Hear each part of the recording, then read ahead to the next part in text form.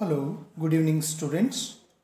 हम लोग आज बात करने जा रहे हैं साइकोथेरेपी के बारे में, जो ह्यूमन इंटरवेंशन का हमारा यूनिट 8 का जो है यूनिट 9 का जो है रहेगा हमारा।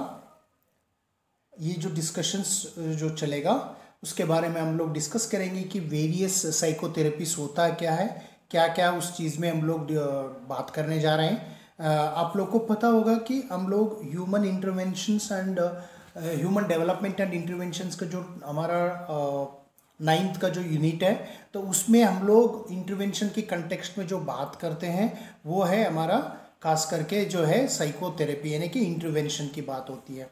तो हमारे सबसे पहले जो इम्पोर्टेंट बातें आती है जो खास करके वो है हमारा ये अलग अलग थेरेपीज यहाँ पे दे रखा है। यहाँ पे डायग्राम में देख सकते हो कि अलग अलग थेरेपीज है। तो उसमें हमारा सबसे इंटरेस्टिंग और बहुत ज़्यादा इम्पॉर्टेंट है, पॉपुलर है और पुराना जो थेरेपी है वो साइको एनालिसिस है। तो साइको एनालिसिस में हमने क्या करते हैं, साइको एनालिसिस में हमारा बेसिक पर्पस क्या है, तो उसमें हम लोग अनकॉन्शियस मोटिवेशन को रिकग्नाइज करना होता है। अनकॉन्शियस मोटिवेशन जिसको हम बोलते हैं, तो अनकॉन्शियस मोटिवेशन वो चीज़ें होती है जो हमको हमेशा जो हमको पता नहीं होता। अनकॉन्शियस मोटिवेशन की वजह से हमारा मोटिवेशन और एक बहुत कुछ चेंजेस होती है हमारा अनकॉन्शियस मोटिवेशन की वजह से। यानी कि सिगमंड फ्राइड का कहने का मतलब ये था कि जो भी हमारा डिज़ॉर्डर्स आते हैं वो अनकॉन्शियस मोटिवेशन से हुआ होता है। तो अनकॉन्शियस मोटिवेशन एक डायरेक्शन देती है हम लोगों के लिए, तो उनको ये कहना था। एंड देन उसके बाद उनका जो है उनका अलग इम्पॉर्टेंट एस्पेक्ट है वो है gestalt therapy. Again gestalt therapy is also very important. जब जस्टाल्ट थेरेपी फोकस करती है एंड ह्यूमन परसेप्शन को, यानी कि जस्टाल्ट थेरेपी क्या जिसको फोकस करती है, परसेप्शन के बारे में फोकस करती है। तो ये आर वेरी इंपॉर्टेंट, आप लोग को ध्यान रखना पड़ेगा। जस्टाल्ट थेरेपी का मेन मकसद क्या है, ह्यूमन परसेप्शंस को किस तरीके से ऑर्गेनाइजेशन करती है, उनका थॉट प्रोसेस कैसी होती है, उसके ऊपर जो है वो डिपेंड करती है। ये बहुत इंपॉर्टेंट है, आप लोग को जानना पड़ेगा। और उसके अलावा हम लोग जो बातें करेंगे कॉग्निटिव बिहेवियरल थेरेपी। तो कॉग्निटिव बिहेवियरल थेरेपी एक पॉपुलर ये है, क्या बोलते हैं, हमारा एक कॉग्निटिव बिहेवियरल थेरेपी एक पॉपुलर थेरेपी है। हम लोग को पता होगा कि हमने दो तरीके से थेरेपी को ऐड करते हैं। One is the in cognitive behavioural therapy thought process and behavioural aspect को भी हम देखते हैं। पहले तो हमने कॉग्निटिव थेरेपी के बारे में बात करते थे, उसके बाद अब बिहेवियरल थेरेपी, दोनों प्रिंसिपल्स को हम यहाँ पे यूटिलाइज करते हैं। वाई द पर्सन का थॉट प्रोसेस किस तरीके से बिहेवियर को इन्फ्लुएंस करती है, बिहेवियर को इन्फ्लुएंस करने का जो मेथड होती है, तो बिहेवियर किस तरीके से इन्फ्लुएंस होती है, तो वो इम्पॉर्टेंट यहाँ पे बनता है, ठीक है ना।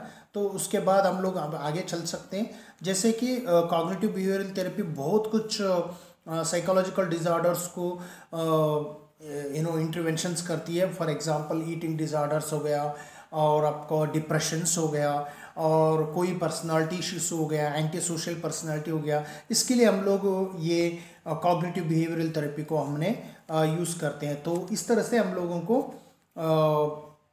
सोचना पड़ेगा कि इस तरह से जो भी कुछ हम लोग अभी डिस्कस कर रहे हैं, ठीक है ना। तो उसके बाद हम लोग चलेंगे ग्रुप साइकोथेरेपी।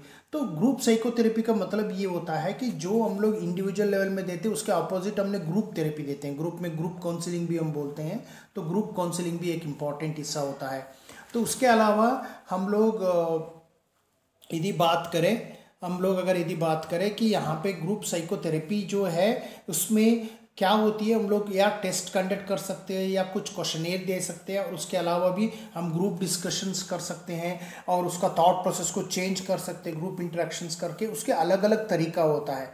तो उसके बाद हमारा जो आती है हिप्नोथेरेपी, यानी कि हिप्नोथेरेपी का ऐसा जो थेरेपी है जो अनकॉन्शियस मोटिवेशंस को फिर जगाना होता है। कहीं ना कहीं तो साइको एनालिसिस और हिप्नोथेरेपी जो है वो रिलेटेड है, तो आप हम देख सकते हैं, ठीक है ना। तो उसके बाद हम लोग जाएंगे जो नेक्स्ट है बिहेवियरल थेरेपी।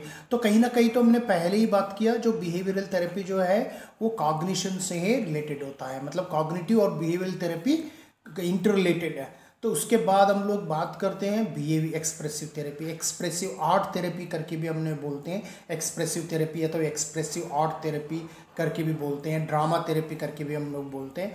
तो और एक इम्पॉर्टेंट है नैरेटिव थेरेपी। ये नैरेटिव मतलब होता है कि नैरेटिव के थ्रू हम लोग ह्यूमन बींग्स का बिहेवियर को समझना और उस तरीके से ह्यूमन बिहेवियर के बारे में नरेशंस जो तो हमारा कहीं ना कहीं इमोशंस फीलिंग्स के ऊपर ये होता है। जब भी क्लाइंट नरेट करते हैं उस स्टोरी को हमने अंदाज़ा लगा सकते हैं उसका फीलिंग्स एंड इमोशंस को, किस तरीके से उनका एटीट्यूड था, किस तरीके से उनका जो लाइफ स्टाइल है। तो बहुत कुछ वहाँ पे हम लोग अंदाज़ा लगा सकते हैं उस चीज़ में। तो ये सारे चीज़ें तो बेसिक आइडिया मुझे देना था आज की जो क्लास में। तो आप लोगों को इसको आप इसका फ़ायदा उठा सकते हैं कि अच्छी तरह से जो आप पहले इसको देख लीजिएगा कि कौन सा थेरेपीज होता है। पहले इसके बारे में आप लोगों को इन्फॉर्मेशन होना ज़रूरी है कि इसके बारे में क्वेश्चंस आपको पूछते हैं कि भाई हिप्नोथेरेपी क्या होता है, बिहेवियरल थेरेपी क्या होता है, एक्सप्रेसिव थेरेपी क्या होता है, नैरेटिव थेरेपी क्या होती है। तो ये सारे चीज़ें बेसिक आपको समझना है। सबसे पहले यहाँ पे एग्ज़ाम के पॉइंट ऑफ व्यू बेसिक आपको समझना है, तो नहीं तो आपको प्रॉब्लम पड़ता। तो आपको ये बात को समझना है। तो ये सारे चीज़ें थेरेपीज जो होती है वो बहुत ही इंपॉर्टेंट एस्पेक्ट होता है, ठीक है ना। तो उसके बारे में तो आज का मेरा यही थोड़ी सी बेसिक आइडिया आपको देना था। तो आप लोग आगे का हम लोग इसमें इसी वीडियो में हमें बहुत अच्छा वीडियो बनाते रहेंगे। यदि आप लोग नया है मेरा चैनल के लिए प्लीज़ सब्सक्राइब कर लीजिएगा और फ्रेंड के साथ भी शेयर कर लीजिएगा, ताकि आप लोगों में हम आपको सही समय में आपको वीडियो मिलते रहे।